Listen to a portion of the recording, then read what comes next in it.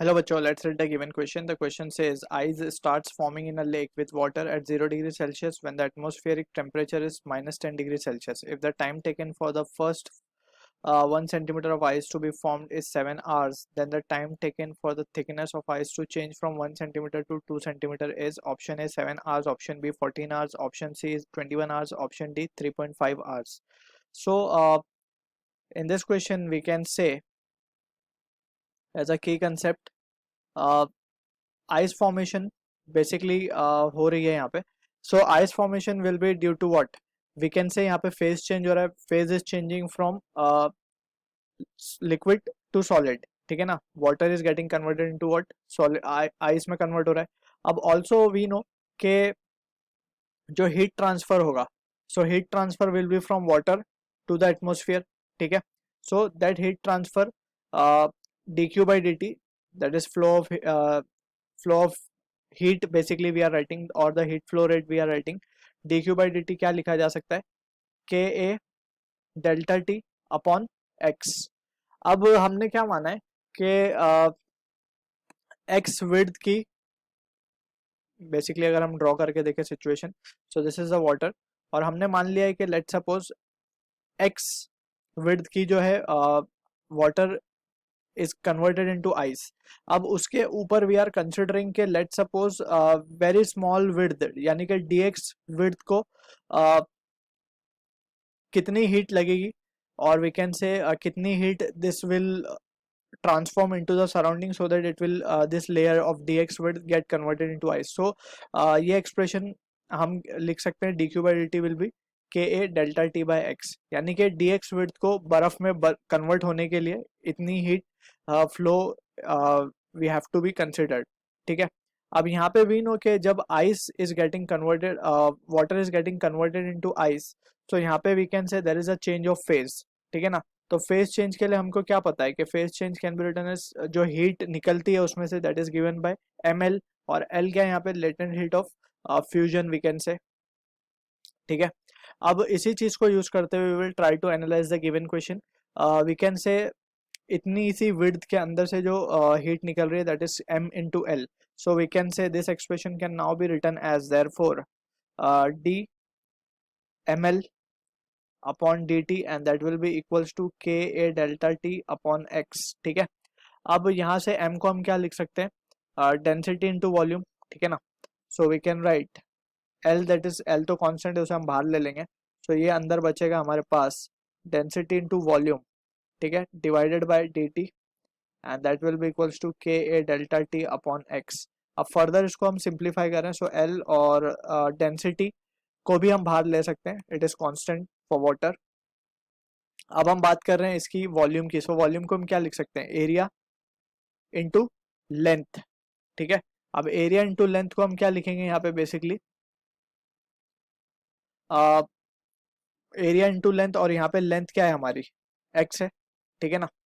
So we can say from this upon dt and here it can be written as ka delta t upon x. So finally ये जो expression हमारे पास आएगा that will be area भी constant है तो बाहर ले लेंगे, so it can be written as dx by dt and here it will be ka delta t by x. ठीक है. So from here we can say ये a will get cancelled out, so हमारे पास जो result आएगा that can be so we are interested in calculating the time. so यहाँ से time का expression हम क्या निकाल सकते हैं? time का expression आएगा a will get cancelled out, so ये हो जाएगा हमारे पास L rho x dx अपॉन ये हो जाएगा k delta t. So this is what the expression we are getting, और इसको हम कह देंगे एक्सप्रेशन नंबर 1 अपना. तो अब यहाँ से अगर हम देखें so time if we integrate both side, so 0 से t टाइम तक we can say L rho x by k and यहाँ पे we can say it as to be delta t, that is change in temperature, and यहाँ पे हम लिखेंगे dx. so dx कहाँ से कहाँ चेंज होना चाहिए? 0 से L लेंथ तक. ठीक है ना. अब L लेंथ हमारे हिसाब से हम we can substitute because we are interested in getting a relation between time and length या thickness basically we can say. so L thickness हमने मान लिया है यहाँ पे. ठीक है. अब ये है फ्रॉम दिस वी कैन से, और एल थिकनेस को हम यहाँ पे बेटर स्मॉल एल ले लेते हैं. सो यहाँ पे हम क्या लिख सकते हैं, we can write this value as to be, और यहाँ पे ये x इसके साथ होगा dx के साथ. ठीक है, वेरिएबल सेपरेट किए हमने. यहाँ पे क्या आ जाएगा ये t, and that will be equals to L rho के डेल्टा टी, एंड ये आ जाएगी हमारे पास वैल्यू एल स्क्वायर. ठीक है, x का integration will be x square by two. ठीक है, सो ये आ जाएगा हमारे पास L square by, value substitute करने पे it will be L square by two. So यहाँ पे अगर हम देखें ध्यान से, so L rho that is latent heat of fusion, density of water के, डेल्टा टी टू, ये सारी चीजें कांस्टेंट है. So we will be having a relation of time with thickness that is length as L square.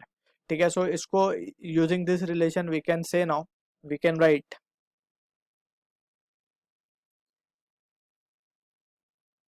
T1 by T2 will be equals to L1 square upon L2 square. ठीक है, अब हमें thickness time basically है, this is the time. So time हमें given है first का, it is taking 7 hours. जब ये 7 आवर्स ले रहा था तो थिकनेस थी हमारी 1 सेंटीमीटर. सो 1 का स्क्वायर कर देंगे हम, और we are interested in calculating जब 2 सेंटीमीटर हो जाए. ठीक है ना, so thickness will be 2 centimetre. So time कितना लगेगा, सो टाइम की वैल्यू हमारे पास आ रही है, it is coming out to be 28 और आवर्स. ठीक, 28 आवर्स लगेंगे.